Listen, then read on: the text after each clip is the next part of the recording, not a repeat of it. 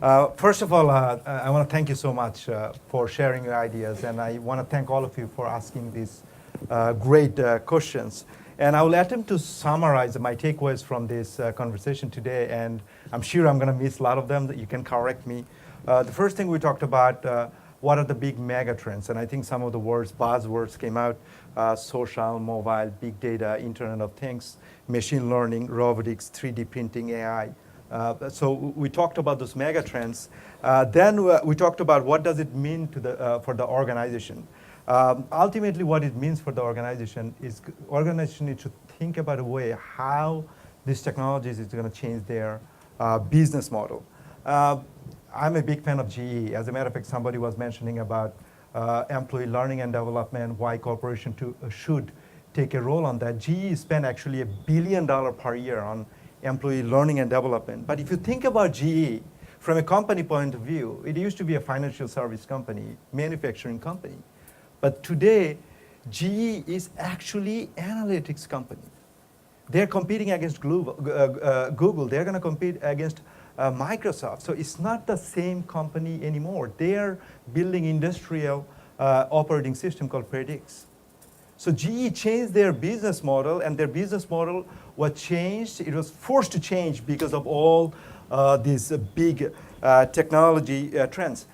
I had an opportunity to meet with the former Chief Innovation Officer of GE. His name is Professor Vijay Govindaras. He's also professor of Dartmouth, and he spent his entire 30 years of career to talk about innovation. So if we want to change business model, we need to talk about innovation, and I want to give you a framework that Vijay came up with, that if you want to disrupt instead of getting disrupted, you need to be innovative, and he talks about 3-box thinking that you need to apply. Box 1, forget the past. Things that worked for you in the past, it might not work for you in the future. Box number 2 is that you know what's your core business, what you're best at, what you're passionate about, what drives your economic engine. Try to continuously grow that part of the business. But you also have to think about what's going to build the future of the organization. So if you want to drive innovation, if you want to make changes based on what's happening with the technology, you really need to build a different division, different leadership, the type of leadership needed to drive the innovation and building the future businesses cannot be the same group of people that's building and managing your current business. So I would like recommend all of you to read this book, just like the way you plugged the other book. And what you also mentioned, Vaishali, that every business is a technology business. You cannot think about any company that's not a technology business. So we have to have that mindset.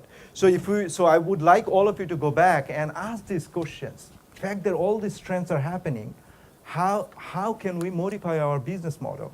What are the new product and service that we can offer by looking into the existing organization, the core competency model that we have, and how can I build a separate division within the organization and separate leadership to drive those initiatives within the organization? I also want to point out that we talked about all of these ideas, that you can't really implement these innovative ideas within an organization unless you build an innovative learning organization. As a matter of fact, all of you have a copy of my book. I'm not trying to plug it, but I came up with a framework that I learned from you by talking to the CEOs, CLO, and CIOs and the thought leaders. So if you want to build an innovative learning organization, the first thing needs to happen is that we need to build a learning culture.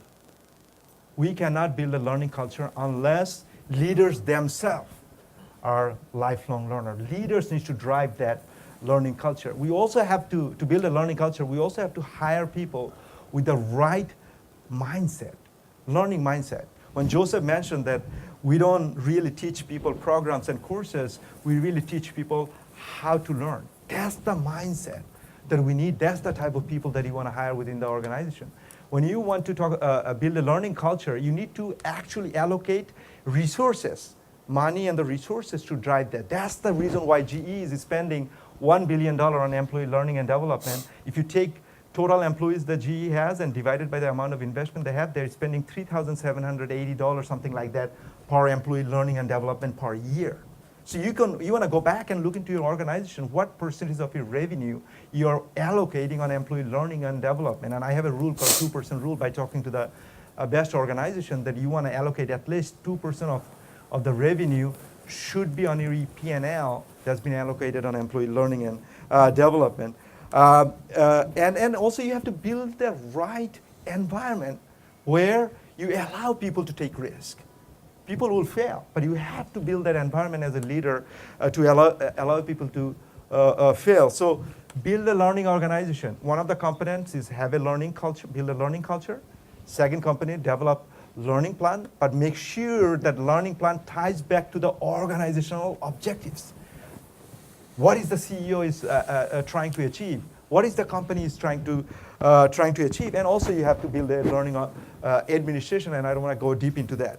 I want to share a story that I had an opportunity to meet with the former CIO of DirecTV. He was, he just retired because DirecTV recently got acquired by AT&T. But one of the things he was sharing with me that how the CEO Mike White and the CIO Mike Benson worked together as a partner to drive the technology initiative, and how those initiatives was tied back to the organizational revenue goal and organizational strategy. So if it looks like you're already working closely with your leadership team, and I will encourage all of you to drive that message within this organization. If you don't report to the CEO, make sure that you have the conversation and you communicate the value proposition back to your leadership team, that why CIO should be part of the same board where all the organizational strategy and future growth discussions are happening. And my final message to you is that we all need to become a lifelong learner. I know you're a lifelong learner. You won't be here today if you're not a lifelong learner. Develop the passion for learning, be a lifelong learner. Thank you very much.